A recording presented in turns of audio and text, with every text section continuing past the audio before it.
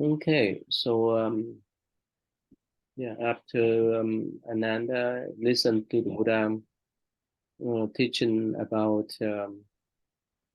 the sixth sense, actually the four elements, the space and so forth, they are not mm, the self, right?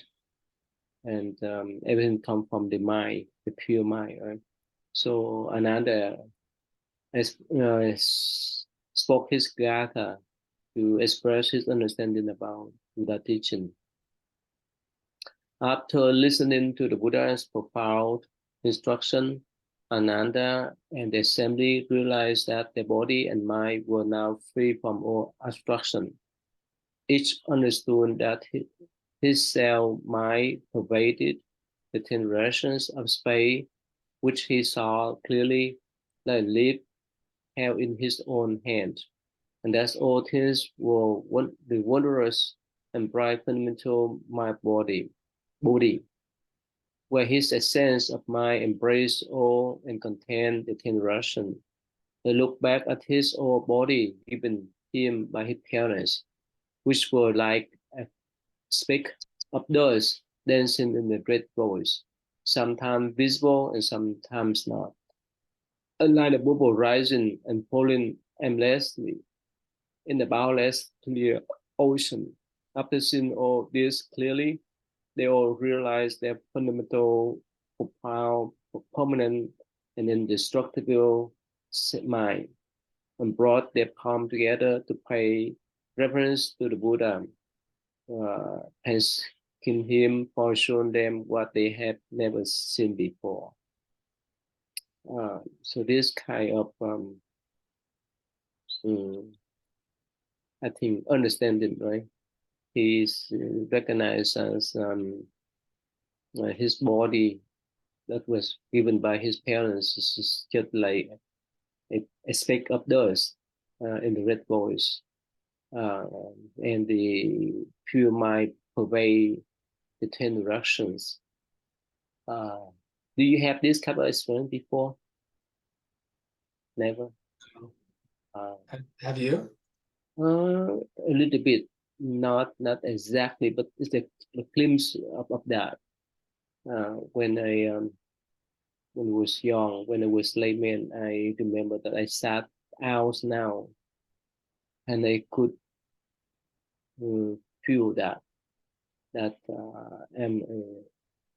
the universe were at one.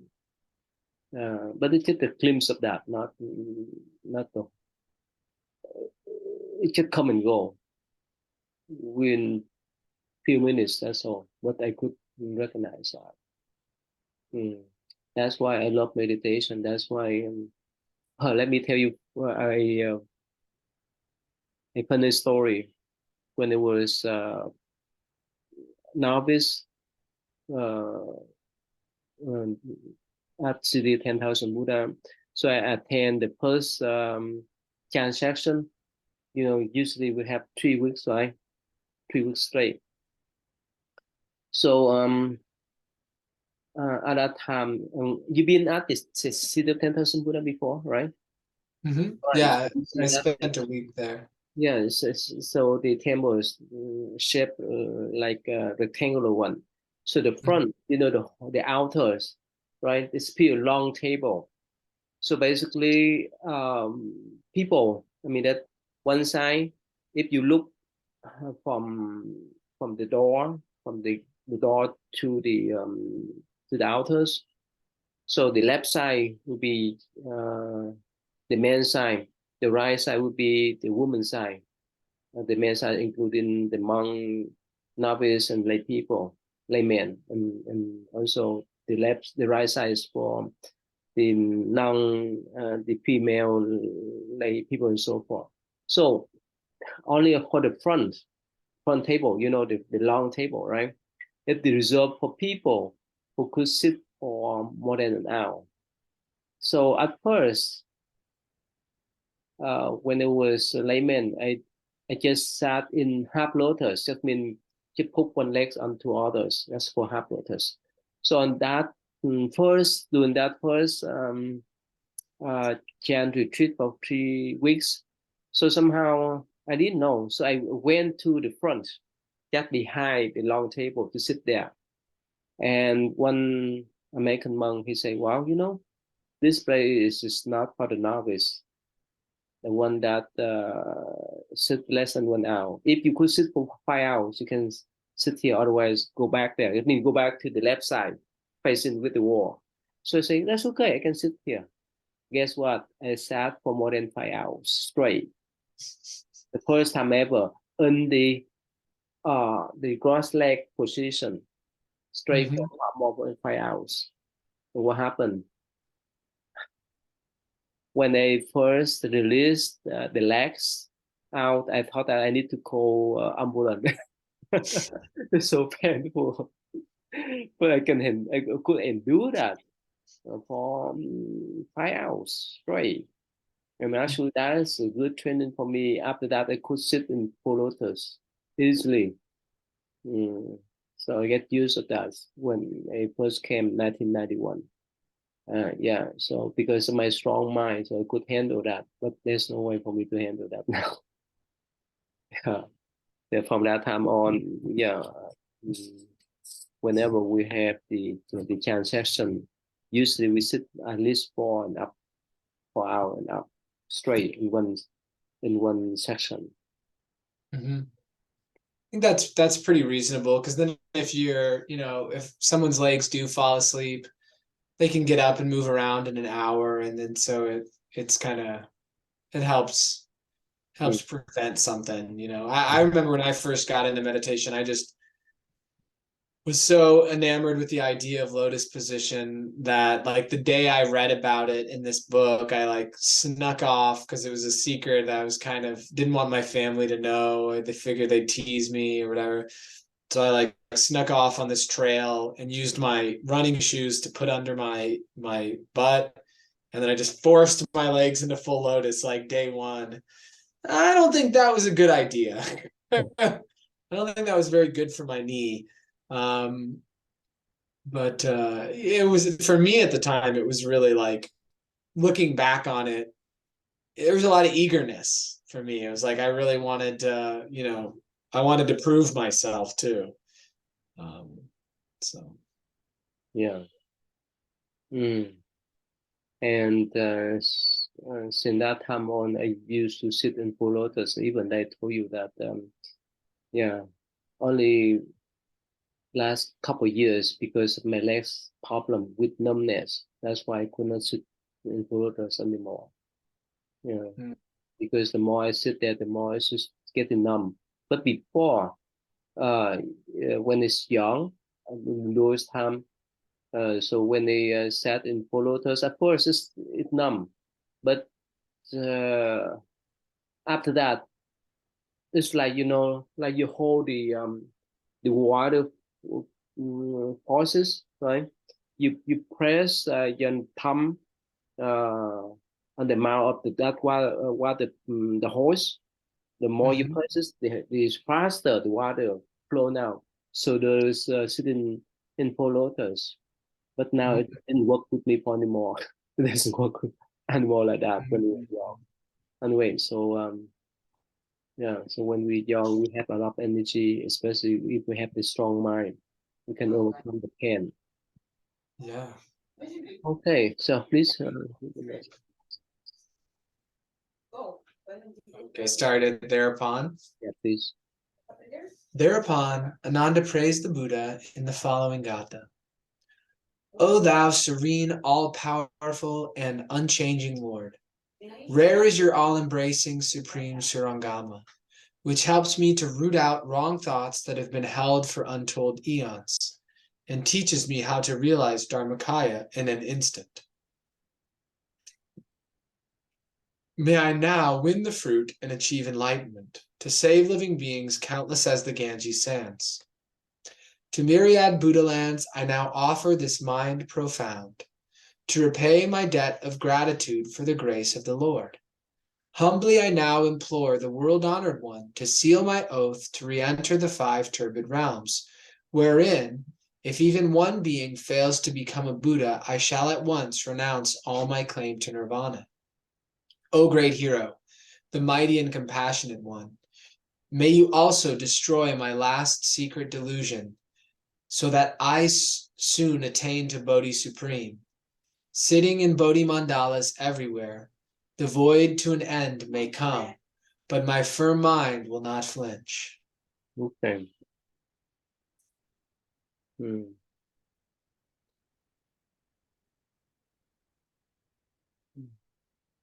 So in this Gatha, you know, so man now, so it seems it's signifying in part that, you know, Ananda's experience is that he hasn't attained the supreme Bodhi, um, but is still like requesting that the Buddha dispel his last secret delusion, um, and just enlightenment to save. Yeah, saying the intention of his desire for enlightenment is to save living beings, and also is a like a way to repay his gratitude towards the Buddha.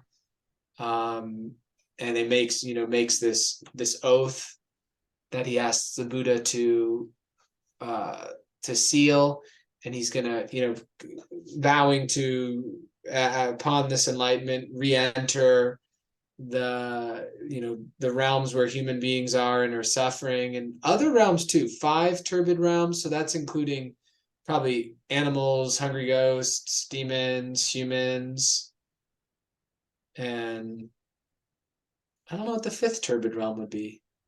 Hmm. Not sure, but kind of that makes this bodhisattva vow, um, and states his desire to attain supreme bodhi. This type of verses, Agathas, we recite every day in the morning Mm-hmm. before we recite the mantra, the suragama mantra. Have you heard about this? Have you read this passage, this type of verses? I think I read it in a different translation because I think I went all the way through the translation that has Master Swanhua's commentary. It was a Oh, while ago though. mhm. Yeah, this is the thing that we recite every day, every morning before we recite the mantra. This exact Gatha. Oh, nice. Yeah. Hmm. And sometime I wonder, right? So like, especially like for the Bodhisattva path, we met the vows as if no one attained the Buddhahood yet, we still uh, uh, would not claim to Nirvana, right? That's a Bodhisattva path. Oh, you know what's the 5 to realms? You know what's mean? Well, I thought it would be like the Hell Realms and the Hungry Ghost, but I can't count 5. That's not that's different. This the first one is uh, uh, the first one is uh, the 2 realms of sentient beings. Um, uh, the affliction 2 realms. Okay. Um, the Kappa's 2 realms, or the Tamin Kappa's realms. Um, the wrong view 2 realms. You heard about that, things? You never heard about that? No. Okay, let me type for you here. Yeah, it is just one of the Buddhist terminology. Let me stop sharing with you. Let me type this here. Hmm.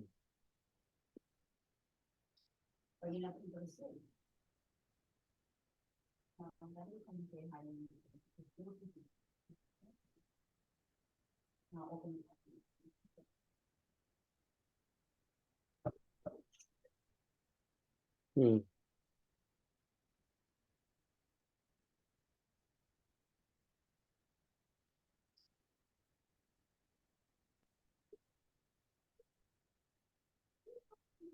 Oh, okay, right here. Here. The compass stability, the view stability, the affliction stabilities, the living being stability, and the life stability. Have you heard about this? Yeah, but it was different than turbidity. There was a different word besides that. It was like maybe affliction was used, or Yeah. maybe Mhm. some other. Yeah, I remember talking about this Yeah. because it's like, or like sort of like an impurity in a sense, the That's right. impurity of Mhm. kalpas, and yeah. Yeah. Yeah. Yeah. So the copper stability that's mean we live in the downside, right? The downside timing, the destructive compass, right? The view that's mean the wrong view. We live in the wrong view periods. There are afflictions stability just mean everyone of us have this type of mental affliction. The living being stability that's mean yeah, everyone of us have this type of delusion or a problem, and the life too. We have the short life. We have a short lifespan. That's just what about. Yeah. Okay. I really like this one because again, every morning we decide uh, Hmm. that this type of of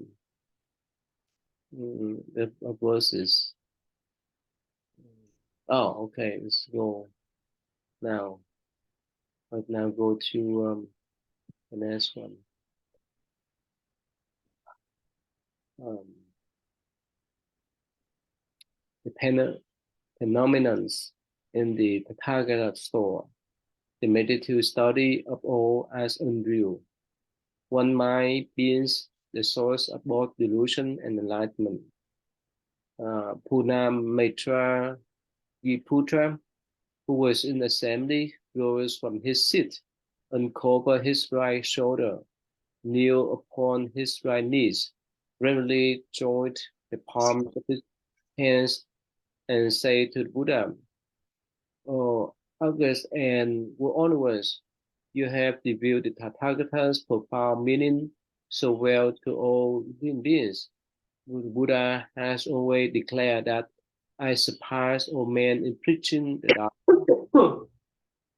But as now I listen to his melodious and deep Dharma voice, I am like a deaf man trying to hear flies and mosquitoes 100 feet away.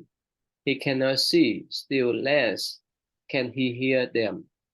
In spite of what the Buddha taught to cut off our delusion, I failed to understand its ultimate meanings, which is altogether beyond me. One once it is reasonable that those like Ananda, who have merely opened their mind, but have not cast away their worldly habit, do not understand it. But to I and others here, I wish they stay beyond the stream of transmigration. We are still not quite clear about the Dharma, just taught by the Tathagata. So again, you know about him, right? This monk. I've heard the name before. I recognize it, but I can't put any stories to the name. He actually two of them has similar names, but he's the one that is eloquence in speech in the Dharma.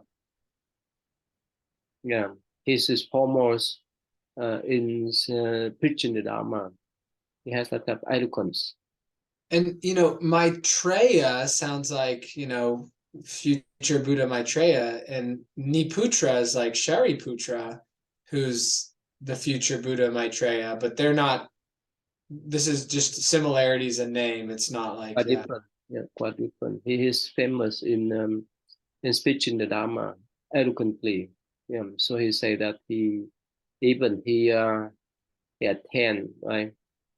He he reached the step beyond the stream of transmigration. That's him. He attained arhatship already, but he's still not clear about what the Buddha can say, especially the pure mind.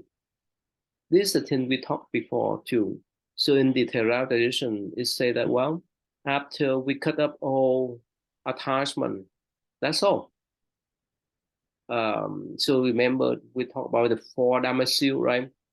Suffering, impermanence, emptiness, and non-self, right? That's the four Dhamma, right? So for the Arhat, they have done their job. They recognize this kind of four seal. There's no self at all. But important here is that he could not recognize that the Buddha say there's a real self there. There's a real, a pure mind there. That's why he wonder about. Mm-hmm. In the right tradition, in some sutra it mentioned, but it's rarely mentioned about that. But of course, in Mahayana tradition, this is mentioned all most of the time. But the pure mind, Buddha nature.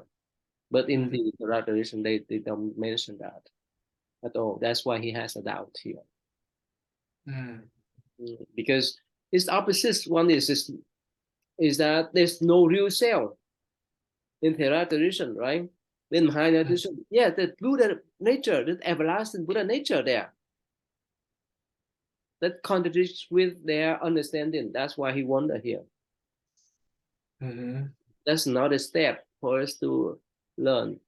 And of course, that my question when I was young too. Let's say, yeah, like would I say everything is impermanent, even there's no ego, there's no self. So who are we then?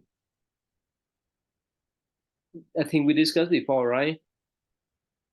I think so. Yeah. So that's what Mahayana tradition is about. The pure mind there, the Buddha nature there, the basically nature there. That's why he wonder. That the bit departure between the Theravada and Mahayana there. Mm-hmm. Yeah. Okay, please. World honored one, if all things such as the sense organs and data, aggregates, entrances, and fields of sense are fundamentally the pure and clean Tathagata store, why does the latter suddenly create mountains, rivers, the great world, and all other forms that rise and fall in turn without interruption? Hmm. You want to read more? That's okay. This one. Either way, either way. Yes. Uh, Go ahead. Yeah. so for keep going. Yeah. If you can. Yeah. The Tathagata has also spoken of the elements of earth, water, fire, and wind, whose natures mix and pervade the whole Dharma realm in which they remain all the time. World honored one, if the element of earth was all embracing, how could it contain the element of waters? If the latter was all pervading, there would be no fire. Then how can one be clear that these two elements pervade all space without destroying each other? World honored one, the nature of earth is obstructive, while that of space is the reverse. How can both of them pervade the whole Dharma realm? I really do not understand. May the Tathagata be compassionate enough to enlighten me and so dispel the clouds of my delusion. Hmm. Yeah, so this monk Arhat, I think, because he's gone beyond the need for rebirth, is confused and is wondering how what the Buddha says can be true. Hmm. Like what is, kind of, well, if the pure mind is really the essence of all things, then why does it form mountains and rivers and lakes? Um, and earlier when the Buddha was talking about the different elements and how they, pervaded the whole Dharma realm, he's wondering like, well, how can fire and water both pervade the Dharma realm? Wouldn't, one put an end to the other? Um, so I mean, it makes the confusion he has make sense. I think it's a little funny where above he says, it makes sense that someone like Ananda would have trouble understanding this, but someone like me, I should understand this. Like that's kind of funny Mhm. because he's subtly putting down Ananda. Mhm. Yeah. Yeah. It's but it's reasonable, right? So how these two elements, right, the fire and the water, or these four elements that mix together if they pervade everywhere in the Dharma realms, right? Mm. Yeah, I mean, I have trouble understanding that part of pervading everyone in the Dharma realms. I kind of guess like I think that, well, the possibility of them is there. Like that's why they can, that's why they manifest physically, is because they're, the Buddha nature contains that possibility. And since there's like no like space, time, the Buddha nature is beyond that, that they would pervade everywhere within the Dharma realm. Mm. I don't know, maybe it's a stretch of trying to find some way to understand it, because it does seem hard to understand. Yeah, so yes, so the Buddha will explain further, and we know that the Buddha will based on the mind, the pure mind. They come from that kind of pure mind. And after saying that this, he prostrate and eagerly await the holy teaching.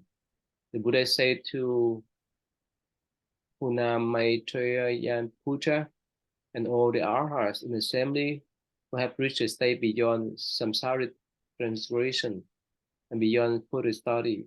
The Tathagata now expound the highest transcendental truth, so that those hearers with settled mind and others who have not yet realized that neither ego nor Dharma exist and who seek variety will know the correct practice of the passionlessness of supreme vehicle. Listen attentively to what I say. So again, would I say, well, I will explain to you whether you are arhat or not. But remember, you have not realized that neither ego nor the Dhamma exist. So you need to recognize that. And that's big departure too, right? So according to the Theravada tradition, if someone attend to Nirvana, they're done. It's like they burn the paper. That's all. It's like they burn the wood. When the wood when the wood was burned, it become ash. That's all. Nothing left.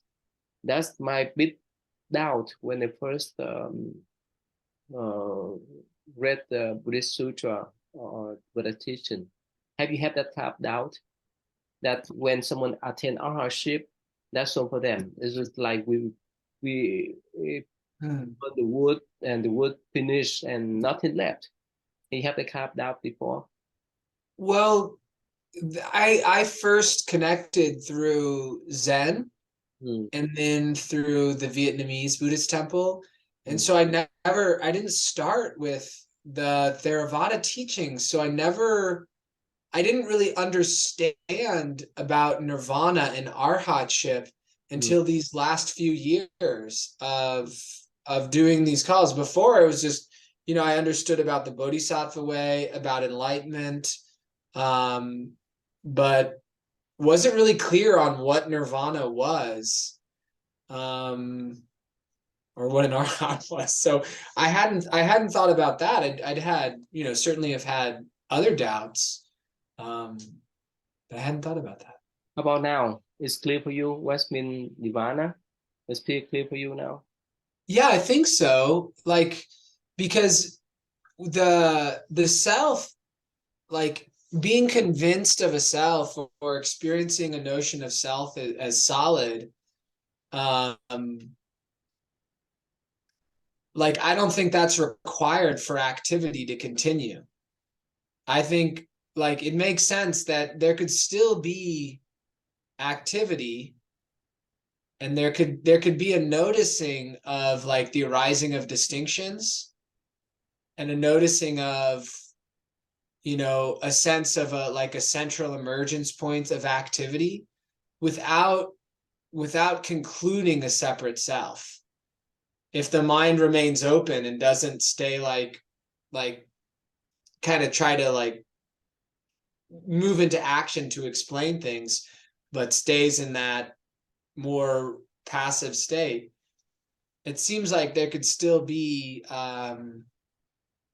I'm not sure if the right word is consciousness, because consciousness implies duality, and it kind of implies a self, but like a state of a state of consciousness that's no longer diluted, where there's not a belief in the appearance of self being real. There's appearance of self or no appearance of self. It's just an appearance, so that it changes. It's like kind of like nothing changes, but then everything is kind of changed because the way something is perceived is different.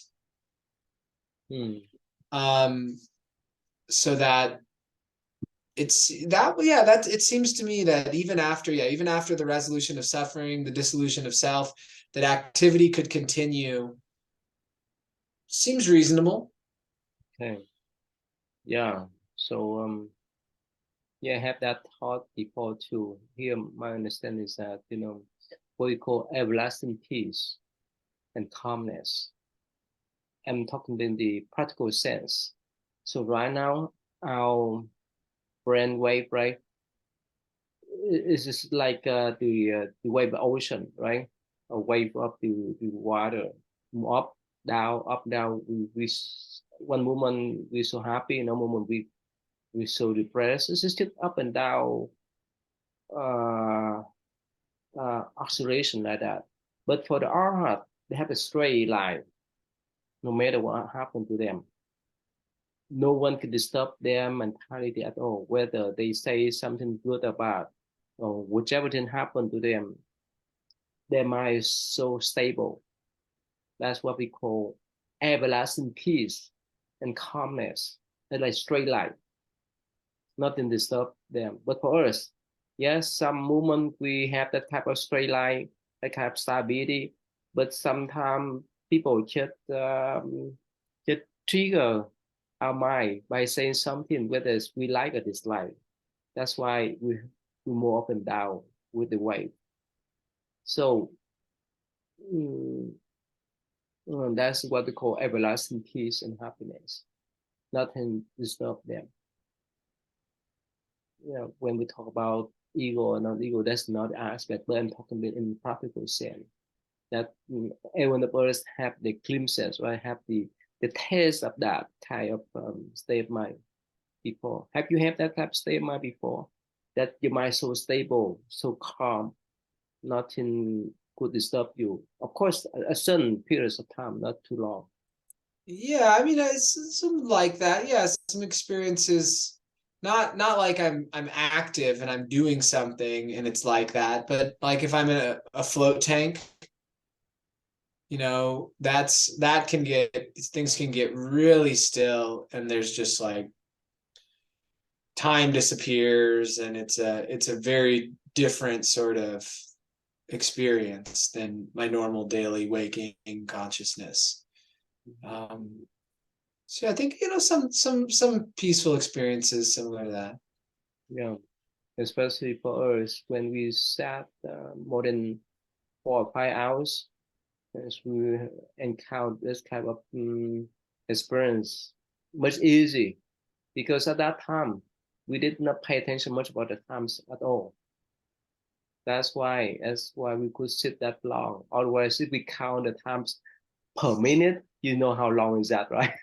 Yeah, If you sit there yeah, and wait, right, it's feel how long, right? Uh, yeah, mm, this is yeah. what I've never sat for that long straight without moving.